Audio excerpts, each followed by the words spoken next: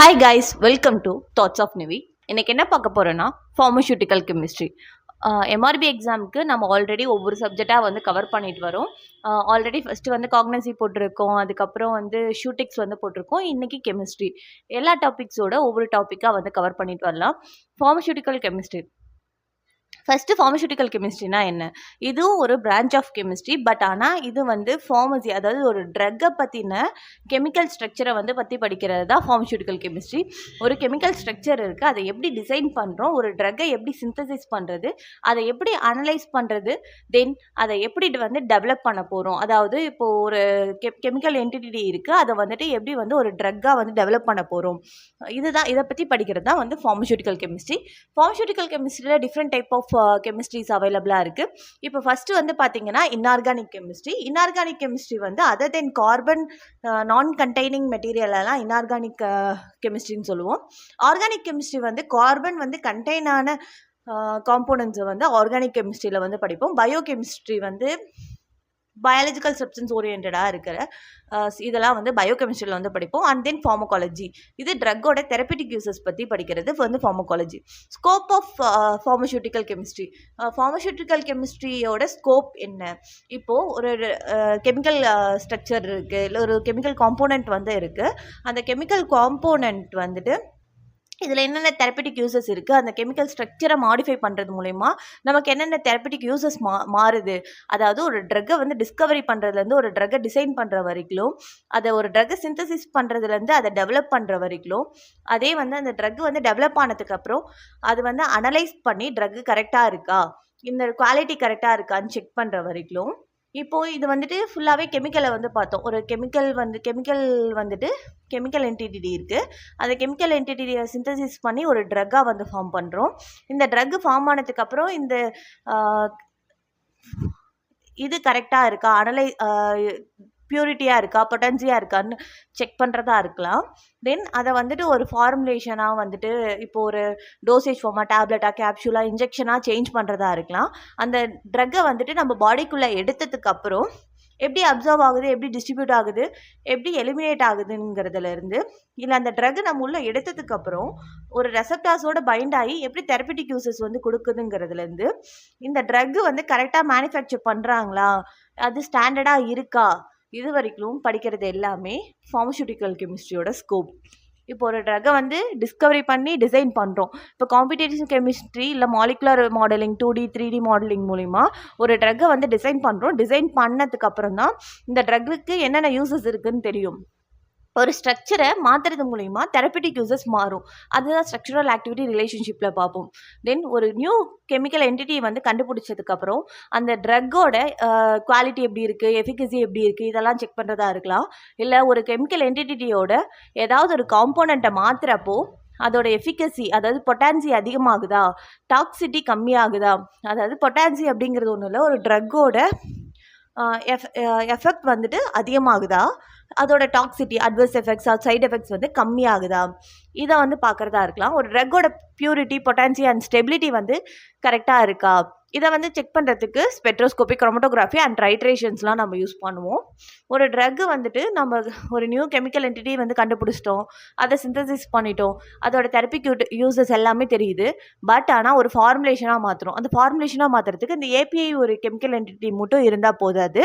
அதோட நம்ம எக்ஸிபியன்ஸ்லாம் வந்து ஆட் பண்ணுவோம். பல்ப் பண்ணுறதா இருக்கலாம், ப்ரிசர்வேட்டிவாக இருக்கலாம். இந்த மாதிரி நம்ம வந்துட்டு நிறைய எக்ஸிபியன்ஸ் ஆட் பண்ணி அந்த ஏபிஐயோட ஒரு ஃபார்முலேஷனாக கொண்டு வருவோம். Tablet, capsule, injections. இந்த இப்போது டேப்லெட், கேப்சூல்ஸ், இன்ஜெக்ஷன்ஸ் எல்லாமே பழைய காலத்து ட்ரெடிஷ்னல் மெத்தட்னு வச்சுக்கோங்க. இப்போது நிறைய வந்துட்டு இம்ப்ரூவ் பண்ணிகிட்டே இருக்காங்க. நாவல் ட்ரக் டெலிவரி சிஸ்டம், இல்லை கண்ட்ரோல் ட்ரக் டெலிவரி சிஸ்டம், இதை பற்றி பார்க்குறதா இருக்கலாம். இல்லை ஒரு அந்த ட்ரக் எல்லாமே முடிச்சாச்சுப்பா, ஃபார்முலேஷன் எல்லாமே முடிச்சாச்சு, அதை நம்ம வந்து இன்டேக் பண்ணிக்கிறோம். பாடியில் இன்டேக் பண்ணுறப்போ ஃபஸ்ட்டு எடுக்கிறோம், அப்போது வந்து அப்சர்ப்ஷன் ஆகுது, தென் பாடியில் டிஸ்ட்ரிபியூட் ஆகுது. அங்கே மெட்டபாலிசம் அப்படிங்கிற ஒரு ப்ராசஸ் நடக்குது, break down of the components. அந்த பிரேக் டவுனுக்கு அப்புறம் நம்மளுக்கு வேஸ்டேஜ் எல்லாம் எக்ஸ்க்ரீட் ஆயிடுது. இந்த ப்ராசஸ் அப்போயே என்னென்னா, அந்த ட்ரக்கு போயிட்டு ஒரு ரெசப்டாஸோட பைண்ட் ஆகும். அந்த ரெசப்டாஸோட பைண்ட் ஆகுறப்போ நமக்கு ஒரு தெரபியூட்டிக் ஆக்ஷன் வந்து கிடைக்குது. இப்போ தலைவலிக்குன்னு ஒரு மருந்து மாத்திரை எடுத்ததுக்கப்புறம் அது போயிட்டு அப்சர்வ் ஆகுது, டிஸ்ட்ரிபியூட் ஆகுது, மெட்டபாலிசம் ஆகுது, எக்ஸிரீட் ஆகுது. இந்த ப்ராசஸ் அப்போ அந்த ட்ரக்கு போய் பர்டிகுலர் ரெசப்டார்ஸோட ஆக்ட் ஆகி தலைவலி அதாவது பெயினை வந்து ரிலீஃப் பண்ணுது. இதுதான் இந்த பர்டிகுலர் ப்ராசஸ். இந்த ட்ரக்கை வந்துட்டு நம்ம மேனுஃபேக்சர் பண்ணியிருப்போம்ல, மேனுஃபேக்சர் பண்ணுறப்போ கரெக்டாக மேனுஃபேக்சர் பண்ணியிருக்காங்களான்னு பார்க்குறதுக்கு குட் மேனுஃபேக்சரிங் ப்ராக்டிஸ். இந்த ட்ரக்கு வந்துட்டு கரெக்டாக அப்ரூவல் வந்துட்டு வரதுக்கு FDA. இதெல்லாம் பற்றி படிக்கிறது தான் ஃபார்மசூட்டிக்கல் கெமிஸ்ட்ரி. ஃபார்மசூட்டிக்கல் கெமிஸ்ட்ரியோட அப்ஜெக்டிவ் என்ன? ஒரு chemical nature of the drug, ஒரு ட்ரக்கோட கெமிக்கல் நேச்சர் இருக்குது, அதை பற்றி படிக்கிறதா இருக்குங்க. கெமிக்கல் நேச்சர்னால் அது கெமிக்கல் ஸ்ட்ரக்சர். இப்போது அது பென்சின் ரிங் இருக்குது, அதில் OH குரூப் இருக்குது, CH3 இருக்குது. இது வந்துட்டு இருக்கிறப்போ இந்த ஸ்ட்ரக்சரை மாற்றுறப்போ நமக்கு இந்த தெரபியூட்டிக் யூசஸ் கிடைக்குது.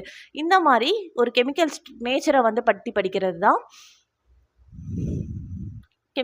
கெமிக்கல் நேச்சரை பற்றி படிக்கலாம்.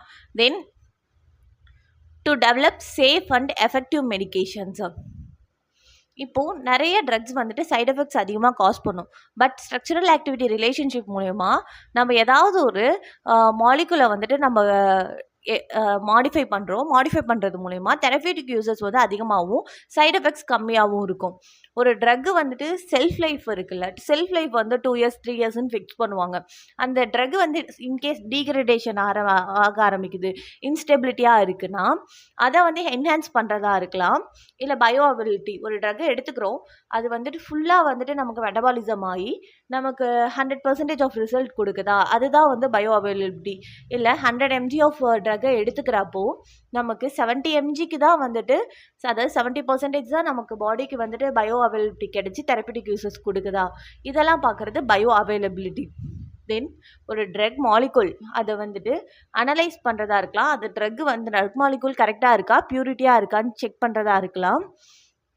அந்த ட்ரக் எடுத்ததுக்கப்புறம் அது வந்து பாடியோட இன்ட்ராக்ட் ஆகுது, ட்ரக் மெட்டபாலிசம் ஆகுது. தென் இன்கேஸ் எலிமினேட் ஆக முடிட்டா அதுவும் நமக்கு ப்ராப்ளம். இல்லை இன்கேஸ் ஏதாவது ஒரு டாக்ஸிக் எஃபெக்ட் வந்து கொடுக்க ஆரம்பித்தாலும் நமக்கு ப்ராப்ளம். அதை பற்றி பார்க்குறதா இருக்கலாம். ரெகுலேட்டரி காம்ப்ளிகன்ஸ், ஒரு ட்ரக்கோட குவாலிட்டி கண்ட்ரோல், அதாவது குவாலிட்டி, பியூரிட்டி, எஃபிகசி எல்லாம் கரெக்டாக இருக்கா அப்படின்னு சொல்லிட்டு ஃபார்மகோபியாவில் மென்ஷன் பண்ணியிருப்பாங்க. அதை பற்றி பார்ப்போம். தென் நியூ ட்ரக், இப்போது ட்ரெடிஷ்னல் மெத்தட்லேருந்து எவ்வளவோ ட்ரக் இருக்குது. பட் டே பை டே நிறைய ட்ரக் வந்து கண்டுபிடிச்சிட்டு தான் இருக்காங்க. பிகாஸ் டே பை டே நிறைய நோய் வந்துட்டே தான் இருக்குது. அந்த மாதிரி நியூ ட்ரக்கை வந்து டெவலப் பண்ணுறதா இருக்கலாம். இப்போது லைக் ப்ரோ ட்ரக்ஸாக இருக்கலாம், இல்லை நாவல் ஃபார்முலேஷன்ஸாக இருக்கலாம். பிகாஸ் நாவல் ஃபார்முலேஷன்ஸ் இருக்கிறதுனால தான் sustain release tablet or control release டேப்லெட்ஸ்லாம் வந்துட்டு நிறையா வந்து மார்க்கெட்டில் வந்து ப்ளேஸ் ஆகிட்டுருக்கு. நெக்ஸ்ட்டு வந்து எரர்ஸ். ஃபஸ்ட்டு எரர்ஸ்னால் என்ன, அது அதோட சோர்ஸஸ் என்னென்ன, அதோட டைப்ஸ் என்னென்னு பார்க்கலாம். எரர் அப்படிங்கிறது நம்ம ஒரு ட்ரூ வேல்யூ இருக்கும். இன்கேஸ் நம்ம வந்து ஒரு மெஷர்மெண்ட் பண்ணுறோம், அது 10 mg ஆஃப் பவுடர், அது 10 mgன்னு வந்துச்சுன்னா அது கரெக்டான ட்ரூ வேல்யூ. இன்கேஸ் அதுலேருந்து ஏதாவது டீவியேஷன் ஆச்சுன்னா அதுதான் எரர். இப்போது இது வந்துட்டு நம்ம எம்ஜி எடுக்கிறதுல மட்டும் எரர் ஆகாது, நிறைய மெத்தட்ஸில் எரர் ஆகும். அதை தான் வந்து சோர்ஸஸ் ஆஃப் எரர்ஸில் வந்து நம்ம பார்ப்போம். இப்போது ஃபார்மசூட்டிக்கல் கெமிஸ்ட்ரியில் எனி அதர் டீவியேஷன் ட்ரூ வேல்யூலேருந்து இருந்துச்சுன்னா அதை எரர்ஸ்ன்னு சொல்கிறோம். எரர்ஸை பற்றி நம்ம அண்டர்ஸ்டாண்ட் பண்ணிக்கிறப்போ தான் வந்துட்டு நமக்கு கரெக்டான values are any other toxicity produce ஆகாமல் இருக்கலாம், இல்லை ட்ரக்கோட பொட்டான்சி வந்து கரெக்டாக இருக்கலாம். என்னென்ன சோர்ஸ்லேருந்து நமக்கு எரர்ஸ் வந்து அக்கர் ஆகும்? Instrumental errors, personal errors, methodological errors, environmental errors, random errors, systemic errors. நீங்கள் ஒரு மேனுஃபேக்சரிங் கம்பெனியில் ஒர்க் பண்ணிகிட்ருக்கீங்க, அது நிறைய இன்ஸ்ட்ருமெண்ட்ஸ் இருக்குது. இப்போ ஒரு பர்சன், நம்ம ஒரு மேன் பவர் வந்து ஹேண்டில் பண்ணுறோம், அது ஒரு பர்டிகுலர் டைப் ஆஃப் ட்ரக்குக்கு பர்டிகுலர் டைப் ஆஃப் மெத்தட் இருக்குது. என்விரான்மெண்ட் வந்துட்டு நமக்கு க்ளோஸ்டு என்விரான்மெண்டடாக இருக்குது. இதை ஞாபகம் வச்சுக்கோங்க. இப்போது எங்கெங்கெல்லாம் நமக்கு எரர் நடக்கும், இப்போது நம்ம போயிட்டு ஃபஸ்ட்டு வந்து இன்ஸ்ட்ருமெண்ட்டை கேலிப்ரேட் பண்ணாமல் விட்டுடுறோம், இல்லை கேலிப்ரேட் பண்ணாமல் நம்ம பாட்டுக்கு மெஷர்மெண்ட் எடுக்க ஆரம்பிச்சிடுறோம். இன்கேஸ் எனி அதர் இன்ஸ்ட்ருமெண்ட்டில் ஏதாவது ஒரு ப்ராப்ளம் இருக்கலாம், நம்ம ஒழுங்காக வாஷ் பண்ணாமல் நெக்ஸ்ட் மெத்தட் பண்ணுறப்போ ஆல்ரெடி ப்ரீவியஸாக இருக்கிற ரியாஜென்ட்டோட ரியாக்ட் ஆகலாம். இதெல்லாம் இன்ஸ்ட்ருமெண்டல் எரர்ஸில் வரும். அதே பர்சனல் எரர்ஸ், நாம் மேன் பவர் வந்துட்டு எடுக்க போகிறோம். அப்போது இம்ப்ராப்பராக ஏதாவது நம்ம ஹேண்டில் பண்ணுறப்போ மெஷர்மெண்ட் தப்பாக வரலாம். நம்ம ரீட் பண்ணுறப்போ வந்துட்டு தப்பான ரீட் பண்ணிவிட்டு எரர்ஸ் வரலாம். இல்லை வேற ஒரு சாம்பிளுக்கு பதிலாக வேற ஒரு சாம்பிளை வந்துட்டு எடுத்துடலாம். இதெல்லாம் வந்துட்டு பர்சனல் எரர்ஸ், அதாவது நம்ம மேன் பவர் பண்ணுற எரர்ஸ். தென் மெத்தடாலஜிக்கல் எரர்ஸ். நாம் இன்றைக்கி ஒரு ட்ரக்கோட ஸ்டாண்டர்டைசேஷன் பார்க்க போகிறோம், இல்லை இந்த ப்ராசஸ் பண்ண போகிறோன்னு இருக்கும். பட் நம்ம என்ன பண்ணியிருப்போம், வேறு ஒரு மெத்தடை வந்துட்டு பண்ணியிருப்போம். இது வந்துட்டு மெத்தடாலஜிக்கல் எரர்ஸ். இம்ப்ராப்பர் ஸ்டாண்டர்டைசேஷன், இல்லை வேறு ஒரு ரியாக்சன்ட் ஆட் பண்ணுறதா இருக்கலாம். இல்லை ரியாக்ஷன்ஸ் வந்து கம்ப்ளீட்டாக இருக்காது. ஒரு 30 மினிட்ஸ் அது ரியாக்ஷன்ஸ் நம்ம ஒரு 10 to 15 மினிட்ஸ்லேயே எடுத்துடுறோம். அப்போ கரெக்டான நமக்கு வேல்யூ வந்து கிடைக்காது. இதெல்லாம் வந்து மெத்தடாலஜிக்கல் எரர்ஸ். என்விரான்மெண்ட், நம்ம க்ளோஸ்டு சர்ஃபேஸில் ஒர்க் பண்ணோம். தென் அந்த ஒர்க்கிங் பிளேஸில் வாட்டர் ஆர் ஃபுட்டெல்லாம் வந்து எடுத்துக்கக்கூடாது. தென் நமக்கு வெளியிலேருந்து வரக்கூடிய ஏர்ஸ்லேருந்து வந்து கண்டாமினேஷன் ஆகக்கூடாது. நம்ம வந்து வெளியே போயிட்டு உள்ளே வர்றப்போ ப்ராப்பரான வந்துட்டு நமக்கு ப்ரான்ஸ் ஆர் இதெல்லாம் வந்துட்டு எடுத்துக்கணும். இந்த மாதிரி இதெல்லாம் வந்து என்விரான்மெண்டல் எரர்ஸில் வரும். இன்கேஸ் இப்போது டெம்பரேச்சர் வந்துட்டு நமக்கு ஒரு பர்டிகுலர் டெம்பரேச்சரில் தான் மெயின்டைன் பண்ணணும். அந்த டெம்பரேச்சர் வந்து ரைஸ் ஆகிறதா இருக்கலாம், இல்லை ஹியூமிடிட்டி லெவலாக இருக்கலாம், அட்மாஸ்பியரிக் ப்ரெஷராக இருக்கலாம். அதாவது கண்டாமினேஷன்னா இப்போ நான் சொன்ன மெத்தடில் ஏதாவது ஒரு கண்டாமினேஷன் நடக்கலாம். இந்த மாதிரி இதெல்லாம் வந்துட்டு என்விரான்மெண்டல் எரர்ஸில் வரும். Some hygroscopic substance. ஹைட்ரோஸ்கோபிக் சப்ஸ்டன்ஸுங்கிறது என்னென்னா வாட்டரை அப்சர்வ் பண்ணிக்கக்கூடிய சப்ஸ்டன்ஸ் தான் வந்துட்டு ஹைட்ரோஸ்கோபிக் சப்ஸ்டன்ஸ்னு சொல்லுவாங்க. அது வந்துட்டு இன்கேஸ் நீ மெஷர் பண்ணுறப்போ அந்த சப்ஸ்டன்ஸ் வந்துட்டு ஹியூமிடிட்டியை வந்துட்டு அப்சர்வ் பண்ணிக்கிறப்போ வெயிட் வந்து அதிகமாக இருக்கும். இதெல்லாம் வந்துட்டு என்விரான்மெண்டல் எரர்ஸ். இப்போது ஒரு ஸ்டோரி மாதிரி சொல்லிட்டு இருக்கேன். பிகாஸ் இதை வந்துட்டு கொஷின் வந்து கேட்டாலுமே டைரெக்டாக வந்து கேட்க மாட்டாங்க. இந்த இன்ஸ்ட்ருமெண்டல் எரர்ஸ்ன்னு கொடுத்துட்டு ஒரு 4 to 5 ஆப்ஷன்ஸ் வந்து கொடுத்துட்டு எது இன்ஸ்ட்ருமெண்டல் எரர்ஸ்ன்னு கேட்குறதுக்கு சான்சஸ் இருக்குது. அதனால் பேசிக் கான்செப்டை மட்டும் அண்டர்ஸ்டாண்ட் பண்ணிக்கோங்க. Next random errors. இது வந்துட்டு அன்பிரெடிக்டபிள், நமக்கே தெரியாமல் நிறைய இடத்துல மிஸ்டேக் ஆகிறது தான் வந்து அன்கண்ட்ரோலபிள் எரர்ஸ்ன்னு சொல்லுவோம். Systemic errors. ரொம்ப நாளாக, அதாவது தப்பு ரொம்ப நாளாக சரி மாதிரியே பண்ணிகிட்டு இருக்கிறது தான் சிஸ்டமிக் எரர்ஸ். அதாவது சேம் டைரெக்ஷனில் எவ்ரி டைம் வந்துட்டு தப்பாகவே வந்து பண்ணிகிட்ருக்கோம். பட் அது வந்துட்டு சரியான ரொம்ப நாள் சரின்னு நினச்சி பண்ணிகிட்டு இருக்கிறது தான் சிஸ்டமிக் எரர்ஸ். சோர்ஸ் வந்து பார்த்தாச்சு. நெக்ஸ்ட் வந்து types of errors. Types of எரர்ஸில் gross errors, systemic errors and random errors 3 type of errors இருக்குது. கிராஸ் எரர் அப்படிங்கிறது பார்த்திங்கன்னா அதாவது அந்த மேன் பவர் மிஸ்டேக் பண்ணுறதா இருக்கலாம், இல்லை இன்ஸ்ட்ருமெண்ட்னால இருக்கலாம். இதெல்லாம் வந்துட்டு கிராஸ் எரர்ஸில் வரும். சிஸ்டமிக் எரர்ஸ் தப்பை சரியாகவே வந்து பண்ணிகிட்ருப்போம். இதுதான் சிஸ்டமிக் எரர்ஸ். அதாவது கன்சிஸ்டன்சியாக நம்ம வந்துட்டு ஒரு மிஸ்டேக் வந்து பண்ணிகிட்டே இருப்போம். அது ஆக்சுவல் வேல்யூ வந்துட்டு விட ரொம்ப ஹையாவோ லோவாவோ இருக்கும். இது வந்துட்டு சிஸ்டமிக் எரர்ஸ். இது வந்துட்டு எப்படி வந்து கரெக்ட் பண்ணலான்னா ப்ராப்பராக கேலிப்ரேட் பண்ணுறதா இருக்கலாம், இல்லை மேன் பவர் வந்து ட்ரைனிங் கொடுக்கறதா இருக்கலாம், இல்லை ஆர் ஸ்டாண்டர்டைசேஷன் QC வந்து கண்டக்ட் பண்ணுறதா இருக்கலாம். இது ரேண்டம் எரர்ஸ். ரேண்டம் எரர்ஸ் வந்து பார்த்திங்கன்னா இன்டிட்டர்மினன்ட் எரர்ஸ். இது வந்து அன்கண்ட்ரோலபிள். பிகாஸ் நமக்கு வந்துட்டு அது எங்கேருந்து வரும்னே தெரியாது. இப்போது சம்திங் வந்துட்டு ஏதாவது ஒரு எக்ஸ்பெரிமெண்ட்டை ரிப்பீட்டடாக பண்ணுறப்பையோ இல்லை வந்துட்டு நமக்கு ஒரு ஆவரேஜ் வேல்யூ எடுக்கிறப்போ நமக்கு வந்து இந்த ரேண்டம் எரர்ஸ் எல்லாமே வந்துட்டு கட் பண்ணலாம். தென் அக்யூரசி அண்ட் ப்ரிசிஷன். அக்யூரசி அப்படிங்கிறது வந்து பார்த்திங்கன்னா ஒரு ட்ரூ வேல்யூ வந்து இருக்கும். அந்த ட்ரூ வேல்யூக்கு க்ளோஸான வேல்யூவாக இருக்கும். பட் ஆனால் அது ட்ரூ வேல்யூ இல்லை. இது அக்யூரசி. ப்ரிசிஷன் அப்படிங்கிறது ஒரு ட்ரூ வேல்யூ இருக்குது. பட் ஆனால் ரிப்பீட்டடாக நீங்கள் எடுக்கிறப்பையும் அது கரெக்டான வேல்யூ இருக்காது. க்ளோஸான வந்துட்டு ஒரு 2-3 வேல்யூ காமிக்கும். இப்போது ஒரு 5 டைம்ஸ் எடுத்திருக்கோம். 9.8, 9.9, 9.7, 9.8 இந்த மாதிரி டிஃப்ரெண்ட் வேல்யூஸாக இருக்குது. ஆனால் க்ளோஸ்னஸாக இருக்குது. இது ப்ரிசிஷன். இது கரெக்டான வேல்யூக்கு க்ளோஸ்னஸாக இருக்கிறது வந்துட்டு அக்யூரசி. அக்யூரசிக்கும் ப்ரிசிஷனுக்கும் டிஃப்ரென்ஸ் இருக்குது. இது எக்ஸாம்பிள் நீங்கள் பார்த்தீங்கன்னாவே உங்களுக்கு அண்டர்ஸ்டாண்ட் ஆகும். High accuracy and high precision இருக்குன்னா மெஷர்மெண்ட் வந்து ட்ரூ வேல்யூக்கு கரெக்டாக இருக்கும். இது வந்து அக்செப்டபிள். அதே ஹை அக்யூரசி இருக்குது, லோ ப்ரிசிஷனாக இருக்குது. இதுவும் வந்துட்டு பார்த்திங்கன்னா ட்ரூ வேல்யூக்கு க்ளோஸாக இருக்கும். But not to each other. ஒவ்வொரு டைமும் அதே மாதிரி இருக்காது. But low accuracy and high precision இருக்குது. இது வந்துட்டு க்ளோஸ் டு ஈச் அதர். ஒவ்வொரு டைம்லையும் எடுக்கிறப்போ க்ளோஸாக இருக்கும். பட் ஆனால் இது வந்து ட்ரூ வேல்யூலேருந்து ஃபாராக இருக்கும். Low accuracy and low precision.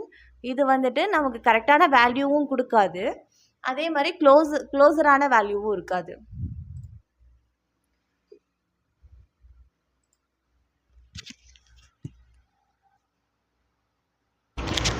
Next வந்து சிக்னிஃபிகன்ட் எரர். சிக்னிஃபிகன்ட் எரரில் வந்துட்டு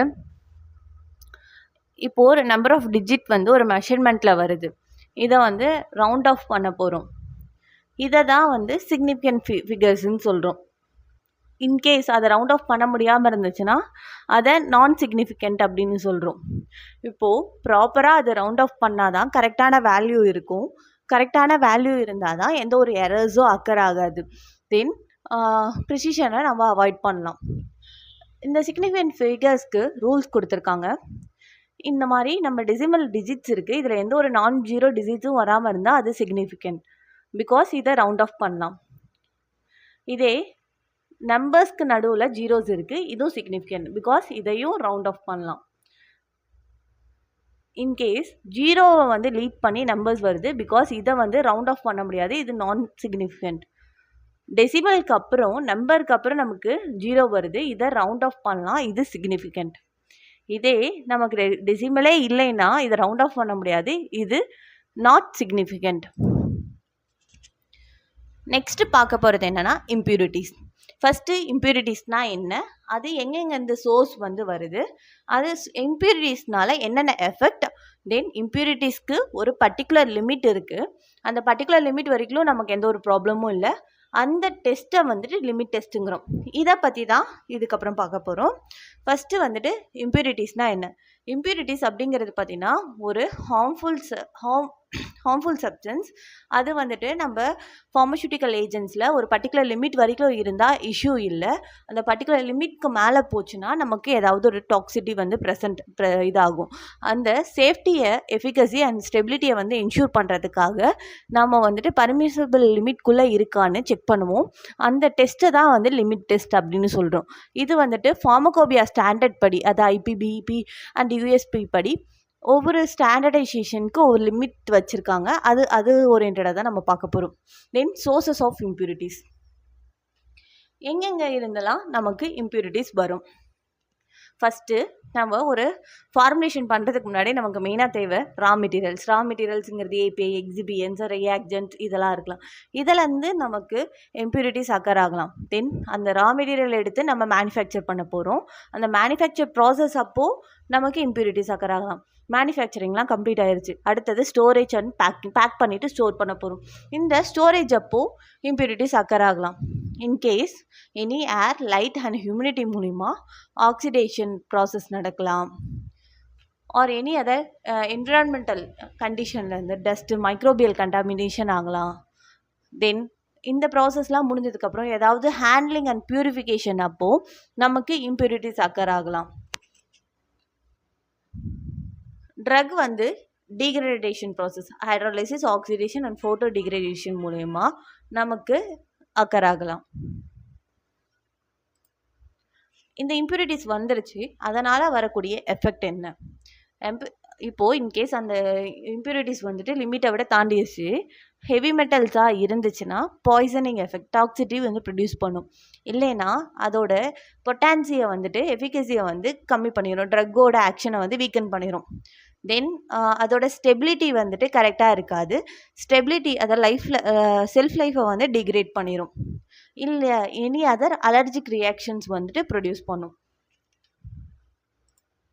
நெக்ஸ்ட்டு லிமிட் டெஸ்ட்னால் என்ன. லிமிட் டெஸ்ட் அப்படிங்கிறது வந்து பார்த்திங்கன்னா ஒவ்வொரு பர்டிகுலர் ஏஜென்ட்க்கும் ஒவ்வொரு பர்டிகுலர் லிமிட் இருக்குது. அந்த லிமிட்குள்ளே இருந்துச்சுன்னா எந்த ஒரு இஷ்யூஸும் இல்லை. அந்த லிமிட்க்கு மேலே போச்சுன்னா தான் நமக்கு இந்த டாக்ஸிட்டி இந்த மாதிரிலாம் டாக்ஸிட்டி எஃபெக்ட் இந்த மாதிரி ப்ரொடியூஸ் ஆகும். அதுக்கு இந்த லிமிட் டெஸ்ட் மூலிமா குவான்டிஃபிகேஷனுங்கிறது அந்த குவான்டிட்டியை வச்சு நம்ம டிட்டர்மைன் பண்ண போகிறோம். இது வந்து மெயினாக அந்த டெஸ்ட்டு வந்துட்டு standard solution and test solution 2 வச்சுப்போம். அதை வச்சு கம்பேர் பண்ணி இந்த குவான்டிஃபிகேஷன், இந்த கலராக இருக்கலாம், ப்ரிசிபிடேட்டாக இருக்கலாம், டர்பிலிட்டியாக இருக்கலாம், இதெல்லாம் கரெக்டாக இருக்கா. இன்கேஸ் அதை விட கலரோ, டர்பிலிட்டியோ இல்லை ப்ரிசிபிடேட்டோ அதிகமாக இருந்துச்சுன்னா அது வந்துட்டு லிமிட்டை விட தாண்டிடுச்சு. இதை வச்சு தான் நம்ம லிமிட் டெஸ்ட் வந்து டெஸ்ட் பண்ண போகிறோம். இதில் என்னென்ன பார்க்க போகிறோன்னா chloride, sulphate, ion, heavy metals and then arsenic. First வந்து குளோரைட். இது வந்துட்டு எல்லாமே வந்துட்டு ஒரு நிமோனிக்ஸோ இல்லை ஸ்டோரியோ வச்சுக்கோங்க உங்களுக்கு பிடிச்ச மாதிரி. இன்கேஸ் வந்து குளோரைட் அயான் வந்து சில்வர் நைட்ரேட்டோட அசிட்டிக் மீடியம், அதாவது டைல்யூட் நைட்ரிக் ஆசிட்டில் ரியாக்ட் ஆகிறப்போ சில்வர் குளோரைட் வந்து ஃபார்ம் ஆகுது. அது எப்படி இருக்குன்னா ஒரு ஒயிட் ப்ரிசிப்டேட்டாக இருக்கும். அந்த ஒயிட் ப்ரிசிப்டேட், அதாவது ஸ்டாண்டர்ட் சொல்யூஷன், இப்போ நம்ம டெஸ்ட் பண்ண சொல்யூஷன் ரெண்டுத்தையும் வச்சு கம்பேர் பண்ணி பார்ப்பாங்க. இந்த டர்பிடிட்டி வந்து கரெக்டாக இருக்கா, இல்லை டர்பிடிட்டி வந்து அதிகமாக இருந்துச்சுன்னா இது வந்து பாஸ் ஆகலை. இன்கேஸ் டர்பிடிட்டி கம்மியாக இருந்துச்சுன்னா இது பாஸ் ஆகிருக்கு. இதுதான் பேசிக்காக இந்த லிமிட் டெஸ்ட்டோட இது. இப்போது இந்த குளோரைட் அயான் சில்வர் நைட்ரேட்டோட தான் ரியாக்ட் ஆகுது. நைட்ரிக் ஆசிட் ப்ரெசன்ஸில் சில்வர் குளோரைட் ஃபார்ம் ஆகுது. இதை எப்படி வந்து ஈஸியாக ஏதாவது ஸ்டோரி மாதிரி நான் வச்சுக்கிறேன்னா, ஒரு வாட்டர் டேங்க் இருக்குது. வாட்டர் டேங்க்கில் வாட்டர் வந்து இருக்குது. அந்த வாட்டரில் வந்து எப்பயுமே வந்து குளோரைட் வந்து கலப்பாங்க. அந்த வாட்டர் டேங்க் வந்து சில்வர் வாட்டர் டேங்க்னு நீங்கள் ஞாபகிச்சுக்கோங்க. சில்வர் நைட்ரேட் இந்த வாட்டர் டேங்க்கும் தென் வாட்டரும் வந்து மிக்ஸ் ஆகி நமக்கு ஒரு எஃபெக்ட் கொடுக்குது. அதுதான் சில்வர் குளோரைட். இதில் என்ன பண்ணியிருக்காங்க, நைட் டைமில் அந்த வாட்டர் டேங்கை எடுத்துகிட்டு போயிருக்காங்க. நைட்ரிக் ஆசிட் இது வந்துட்டு என்னோட மூளைக்கு ஏற்ற மாதிரி நான் வந்து ஒரு ஸ்டோரி வச்சுருக்கேன். நீங்கள் எனி அதை நிமோனிக்ஸாக வச்சுக்கலாம், ஆர் இந்த ஈக்குவேஷனை ஒரு 10 டைம் போட்டு பார்த்து உங்களுக்கு மெமரைஸ் பண்ணிக்கலாம், எப்படி வேணாலும் வச்சுக்கலாம். தென் இந்த டர்பிடிட்டி லெவலை வச்சு செக் பண்ணுறாங்க. அடுத்தது limit test for sulphate. Sulphate ion வந்து பேரியம் குளோரைடோட ரியாக்ட் ஆகுது. அசிட்டிக் மீடியம், அதாவது ஹைட்ரோக்ளோரிக் ஆசிட்டில் நமக்கு ஃபார்ம் ஆகுறது வந்து பேரியம் சல்ஃபேட், ஏன் ஒயிட் ப்ரிசிப்டேட் வந்து ஃபார்ம் ஆகுது. இதுக்கும் அதே மாதிரி ஒரு ஸ்டோரி வச்சுக்கலாம். சல்ஃபேட் அப்போ வந்துட்டு ஒரு டேங்க் வந்துட்டு வச்சுக்கலாம். பேரியம் குளோரைட், பேரியம் அது ஒரு டேங்க்கு, அதில் வந்துட்டு நமக்கு வாட்டர் இருக்குது. அந்த வாட்டரில் வந்து குளோரைட் வந்து ப்ரெசென்ட் ஆகிருக்கு. அதாவது பேரல் பேரியம் குளோரைட், பேரலில் வாட்டர் இருக்குது, வாட்டரில் வந்து குளோரைட் கண்டெயின் ஆகிருக்கு. சல்ஃபருங்கிறத சன்னாக வச்சுக்கோங்க, சன்லேருந்து வரக்கூடிய சூரிய வெளிச்சம். இது வந்து ரியாக்ட் ஆகுது. எந்த ப்ரெசன்ஸ், இதில் வந்து ஆசிட்டை வந்து கலந்துட்டாங்க அந்த பேரலில் வந்துட்டு. இப்போது வாட்டரில் குளோரைட் இருக்குது, தென் அந்த பேரல், சன்னு, தென் ஹைட்ரோக்ளோரைட். இது வந்து ரியாக்ட் ஆகி நமக்கு பேரலும் தென் அந்த சன்லேருந்து வரக்கூடிய ரேசஸும் இதாகி பேரியம் சல்ஃபேட்டாக இதாகுது. இது வந்து ஒரு ஒயிட் ப்ரிசிப்டேட்டாக இருக்குது. இந்த டர்பிடிட்டியை வச்சு இதை செக் பண்ணுறாங்க. நெக்ஸ்ட் வந்து அயன்னாவே இரும்பு கம்பி ஞாபகம் வச்சுக்கோங்க. Then react with thioglycolic acid in acetic medium. இது வந்து பிங்க் ஆர் பர்பிள் கலர் வந்து ஃபார்ம் ஆகுது. ஒரு இரும்பு ராட் வந்து இருக்குது, அது தயோக்ளைகோலிக் ஆசிட்டோட ரியாக்ட் ஆகுது. இன் அசிட்டிக் மீடியம் நமக்கு பிங்க் ஆர் பர்பிள் காம்ப்ளெக்ஸ் வந்து ஃபார்ம் ஆகுது. இதுக்கு எனக்கு ஸ்டோரி எதுவும் ஞாபகம் வரல. இன்கேஸ் உங்களுக்கு ஏதாவது ஸ்டோரி ஞாபகம் வந்துச்சுன்னா கமெண்ட் செக்ஷனில் போஸ்ட் பண்ணுங்கள். ஃபெரிக் அயான்,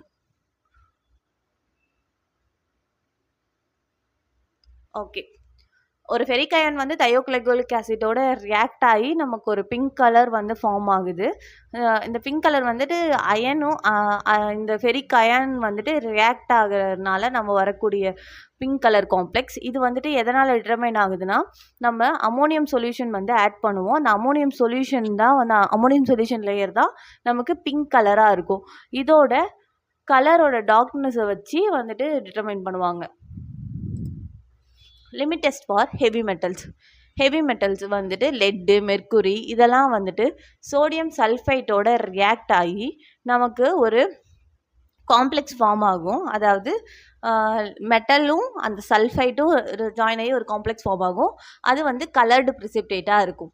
இது வந்து நடக்கக்கூடிய இதில் வந்துட்டு அசிட்டமைட் ரியாஜென்ட் வந்துட்டு ஆட் பண்ணியிருப்பாங்க. இதில் வந்து அசிட்டிக் ஆசிட் வந்து ஆட் பண்ணியிருப்பாங்க. இந்த கலரோட டார்க்னஸ் இன்டென்சிட்டியை வச்சு டிட்டர்மைன் பண்ணுவாங்க. ஹெவி மெட்டல்ஸ் வந்து லெட்டு, மெர்க்குரி இந்த மாதிரி ஞாபகம் வச்சுக்கோங்க. லெட்டு வந்துட்டு சோடியம் சல்ஃபேட்டோட ரியாக்ட் ஆகிறப்போ நமக்கு லெட் சல்ஃபேட்டாக ஒரு பிளாக் ப்ரிசிப்டேட்டாக கிடைக்குது. இது வந்து அசிட்டமைட் ரியாஜென்ட்டோட நமக்கு வந்து அசிட்டிக் ஆசிட் ப்ரெசன்ஸில் இது ஹேப்பன் ஆகுது. இதுக்கு உங்களுக்கு ஏற்ற மாதிரி ஸ்டோரி வச்சுக்கோங்க. நெக்ஸ்ட்டு வந்து பார்த்தீங்கன்னா ஆர்சனிக். ஆர்சனிக் வந்துட்டு ஸ்டானஸ் குளோரைடோட ரியாக்ட் ஆகி நமக்கு வந்துட்டு ஆர்சனிக் கேஸ் வந்து ப்ரொடியூஸ் ஆகுது. ஆர்சனிக் வந்துட்டு ஜிங்க்கு ப்ளஸ் ஹைட்ரஜன் குளோரைடோட ரியாக்ட் ஆகி ஆர்சனிக், இது இவ்வளோ காம்ப்ளெக்ஸாக வேணாம், நமக்கு ஆர்சனிக் வந்துட்டு ஸ்டானஸ் குளோரைடோட ரியாக்ட் ஆகி நமக்கு ஹைட்ரஜன் அயான்ஸோட ரியாக்ட் ஆகி நமக்கு ஆர்சனிக் கேஸ் வந்து ஃபார்ம் ஆகுது. இது வந்து அந்த ஆர்சனிக் கேஸ் வந்துட்டு மெர்குரி குளோரைட் பேப்பரை வந்து வச்சு டெஸ்ட் பண்ணுறப்போ அந்த ஸ்டெயினை வச்சு செக் பண்ணுவாங்க. சாம்பிளில் ஹைட்ரோக்ளோரைட் அண்ட் பொட்டாசியம் அயோடைட் வந்து ஆட் பண்ணியிருக்காங்க. ஆர்சனிக் கேஸ், இந்த ஆர்சனிக் கேஸை வந்து மெர்குரி குளோரைட் பேப்பரோட டிப் பண்ணி எடுக்கிறப்போ நமக்கு அந்த ஸ்டெயினோட டார்க்னஸை வச்சு டிட்டர்மைன் பண்ணுவாங்க. ஆர்சனிக் இதை எப்படி ஈஸியாக ஞாபகம் வச்சுக்கலாம்னா, ஒரு வாட்டரில் குளோரைட் கண்டென்ட் இருக்குது. ஆர்சனிக்ங்கிறது ஒரு பர்சனாக ஞாபகம் வச்சுக்கோங்க.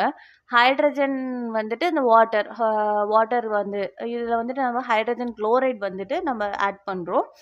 அப்போது இந்த வாட்டரும் இந்த ஆர்சனிக் வந்து எடுத்து குடித்த உடனே ஆர்சனிக் கேஸாக மாறிடுறாங்க. இப்போ குடிச்சிட்டே இருக்கும்போது அவங்களோட மெரூன் கலர் ஷர்ட்டில் ஸ்டெயின் வந்து ஃபார்ம் ஆயிடுது. இதுதான் ஆர்சனிக் டெஸ்ட்டு. நெக்ஸ்ட்டு வந்து பார்த்தீங்கன்னா வேல்யூமெட்ரிக் அனலைசிஸ் அண்ட் கிராவிமெட்ரிக் அனலைசிஸ் வந்து பற்றி பார்ப்போம். இப்போது ஒரு சப்ஸ்டன்ஸ் இருக்குது, அதோட வேல்யூமை வச்சு எவ்வளோ வேல்யூம் இருக்குது அப்படின்னு டிட்டர்மைன் பண்ணுறது வேல்யூமெட்ரிக் அனலைசிஸ். அதே கிராவிமெட்ரிக் அனலைசிஸுங்கிறது ஒரு மாஸை வச்சு டிட்டர்மைன் பண்ணுறது கிராவிமெட்ரிக் அனலைசிஸ். வேல்யூமெட்ரிக் அனலைசிஸோட பார்க்கலாம். வேல்யூமெட்ரிக் அனலைசிஸ் அப்படிங்கிறது வந்துட்டு ஒரு சப்ஸ்டன்ஸில் எவ்வளோ குவான்டிட்டி இருக்குது அப்படின்னு வந்து செக் பண்ணுறோம். ஒரு அன்னோன் சொல்யூஷனை ஸ்டாண்டர்ட் சொல்யூஷனோட வச்சு கம்பேர் பண்ணி. இதுதான் வேல்யூமெட்ரிக் அனலைசிஸ். இப்போது நம்ம அனலைசிஸை ஃபஸ்ட்டு பார்க்குறப்போ டைட்ரேஷன்னா என்ன, டைட்ரண்ட்னா என்ன, தென் அனலைட்னா என்ன, என் பாயிண்ட்னா என்ன, ஈக்குவலன்ஸ் பாயிண்ட்னா என்ன, பிரைமரி ஸ்டாண்டர்ட் செகண்டரி ஸ்டாண்டர்ட்னா என்ன. ஏன்னா பிகாஸ் இதுலேருந்து கொஷின்ஸ் வரும். டைட்ரேஷன் அப்படிங்கிறது ஒரு டைட்ரண்ட் இருக்கும். டைட்ரண்ட் வந்து பார்த்தீங்கன்னா நோன் கான்சன்ட்ரேஷன். அதே அனலைட் இருக்கும், அதாவது மேலே பிப்பட், இங்கே கீழே வந்து குளோனிக்கல் ஃப்ளாக்ஸில் அன்னோன் சொல்யூஷன்ஸ் இருக்கும். அன்னோன் சொல்யூஷன் தான் அனலைட். அதை அனலைஸ் பண்ண போகிறதுனால அது அனலைட்டுன்னு பேர் வச்சுருக்கோம். மேலே பிப்பட்டில் வந்து பார்த்திங்கன்னா ஒரு நோன் சொல்யூஷன் இருக்கும், அது வந்துட்டு டைட்ரண்ட்னு சொல்கிறோம். ஈக்குவலன்ஸ் பாயிண்ட், இப்போது மேலே இருக்கிற நோன் சொல்யூஷனும் அன்னோன் சொல்யூஷனும் மிக்ஸ் ஆகி நமக்கு ஒரு கம்ப்ளீட் ரியாக்ஷன் வந்து ஃபார்ம் ஆயிடுது. இப்போது இங்கே ஒரு 10 mg இருக்குது, இங்கே ஒரு 10 mg இருக்குது, இந்த 10 ஜாயின் ஆயிடுதுன்னு வச்சுக்கோங்க, அது ஈக்குவலன்ஸ் பாயிண்ட்டு. அதை விட்டு ஒரு பாயிண்ட் எக்ஸ்ட்ரா, ஒரு 11 இதாகுதுன்னா அதுதான் என் பாயிண்ட். அந்த என் பாயிண்ட் அப்போ தான், அதாவது ஈக்குவலன்ஸ் பாயிண்ட்டை விட கொஞ்சம் ஒரு ஒரு ஒரு ட்ராப் ஆஃப் டைட்ரண்ட் வந்து ஆட் ஆனால் கூட நமக்கு கலர் சேஞ்ச் ஆக ஆரம்பிக்கும், பிகாஸ் அதுதான் என் பாயிண்ட். இப்போது 2 வாட்டரும் வந்து மிக்ஸ் ஆகிட்டு நமக்கு வந்து ஃபுல்லாக வந்து ஈக்குவலன்ஸ் பாயிண்ட்டாக வந்துடுது. அதை விட்டு ஒரே ஒரு ட்ராப் இன்க்ரீஸ் ஆனால் கூட அது வந்து இது நியூ ஒரு பர்சன்னு காட்டி கொடுக்குது, அதுதான் எண்ட் பாயிண்ட். அது வந்து ஒரு கலர் இண்டிகேட்டர் மூலமா நமக்கு இதாகும். இதில் வந்துட்டு இண்டிகேட்டர்ஸ்லாம் ஆட் பண்ணுவோம். இண்டிகேட்டர்ஸ் வந்து ஃபினாப்தலின் இந்த மாதிரி இண்டிகேட்டர்ஸ் ஆட் பண்ணுவோம். பிரைமரி ஸ்டாண்டர்ட் அண்ட் செகண்டரி ஸ்டாண்டர்ட்னா என்னென்னு பார்க்கலாம். First primary standard.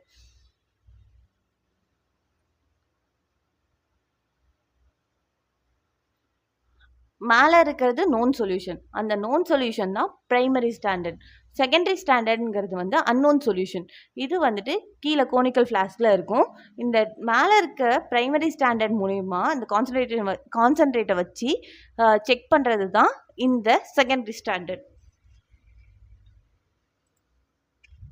நிறைய டிஃப்ரெண்ட் டைப் ஆஃப் வேல்யூமெட்ரிக் அனலைசிஸ் இருக்குது. ஆசிட் பேஸ் டைட்ரேஷன், நான் aqueous titration, precipitation titration, and then complexometry titration and redox titration. First வந்து நம்ம பார்க்க போகிறது ஆசிட் பேஸ் டைட்ரேஷன். இப்போது ஒரு ஆசிட்டும் ஒரு பேஸும் நம்ம எடுத்திருக்கோம், அதை வந்துட்டு நம்ம நியூட்ரலைசேஷன் ப்ராசஸ் மூலமா இது பண்ணுறோம். இதில் இண்டிகேட்டர்ஸ் வந்து ஃபினாப்தலின் வந்து எடுத்திருக்கோம். ஃபினாப்தலின் வந்துட்டு ஆசிட் பேஸ் டைட்ரேஷனில் மேக்ஸிமம் யூஸ் பண்ணுவாங்க. Or methyl orange.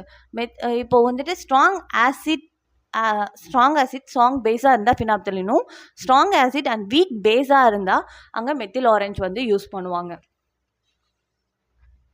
இதை வந்து நியூட்ரலைசேஷன் ரியாக்ஷன்னு சொல்லுவோம். ஏன்னா பிகாஸ் ஒரு ஆசிட் வந்து பேஸோட ரியாக்ட் ஆகி ஒரு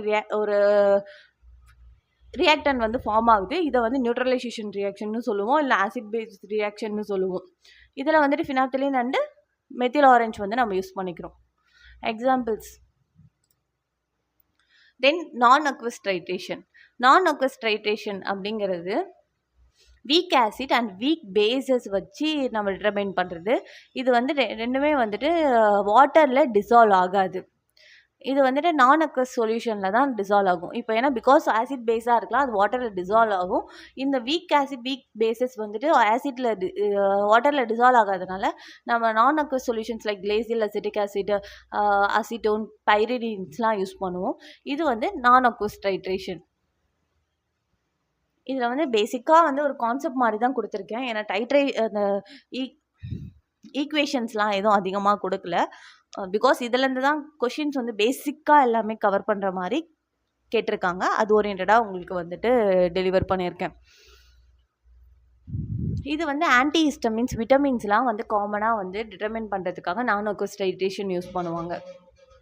வீக்கான ஒரு பேஸு பைரிடின் வந்து இந்த இடத்துல நமக்கு பைரிடின் வராது, கிளேசியல் அசிட்டிக் ஆசிட் அசிட்டோன் தான் வரும். பிகாஸ் இதுதான் வந்து நான் அக்வஸ் சால்வெண்ட்.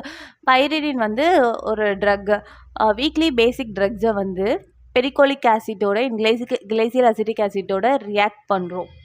இது வந்துட்டு வீக் ஆசிட் அண்ட் வீக் பேஸை ஒரு நான் அக்வஸ் சால்வெண்ட்டோட ரியாக்ட் பண்ணி நம்ம டிட்டர்மைன் பண்ணுறது தான் நான் அக்வஸ் ட்ரைட்ரேஷன். ப்ரிசிப்டேஷன் டைசேஷன் இது நேம்லேயே இருக்குது. நமக்கு ஒரு ப்ரிசிப்டேட், இன்சால்யூபிள் ப்ரிசிப்டேட் வந்து ஃபார்ம் ஆகும்.